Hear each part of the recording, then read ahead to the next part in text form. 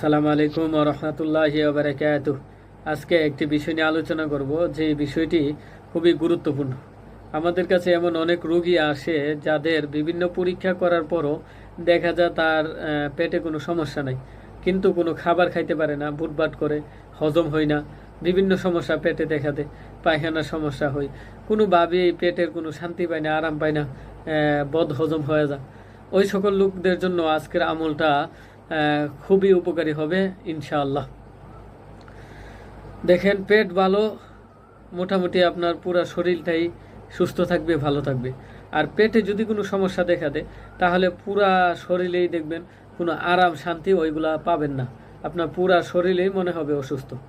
আর পেট যদি খারাপ হয় তাহলে পেটে থেকে শক্তি না পাইলে আসলে স্বভাবগতভাবে, প্রকৃতিগতভাবেই আপনি দুর্বল হয়ে পড়বেন, শরীরে কোনো শক্তি পাবেন না, মাথা ঘুরাবে, মেজাজ খিটখিটটা হয়ে যাবে, কোনোভাবে শান্তি লাগবে না। এই জন্য খাবারটা যাতে হজম প্রক্রিয়াটা ভালো হয়, এই জন্য আজকের আমলটা। তাহলে চলুন আর দেরি না করে আমলটা আপনাদেরকে জানাইয়া দিই। আমলটা হলো, আমরা একটা পানি নিব, পানি নিয়া দুরুদ ইব্রাহিম বেজুর সংখ্যায় পড়ব। এরপরে ইয়া হাফিজু, ইয়া হাফিজু, এই যে আল্লাহর একটা গুণবাচক নাম, সিফাতি নাম, ওই সিফাতি নামটা 313 বার পড়ব। পয়রা পানিতে দম দিব এবং শেষেও দুরুদ ইব্রাহিম বেজুর সংখ্যায় পয়রা নিব।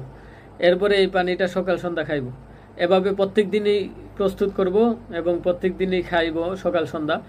এভাবে 21 দিন করলে ইনশাল্লাহ পেটের যেই বদ হজম আছে, হজমের যে সমস্যাগুলো আছে, আল্লাহর রহমতে ওই বদ হজমের সমস্যাগুলো আল্লাহ দূর করে দিবে, খুব ভালোভাবে ইনশাআল্লাহ হজম হবে।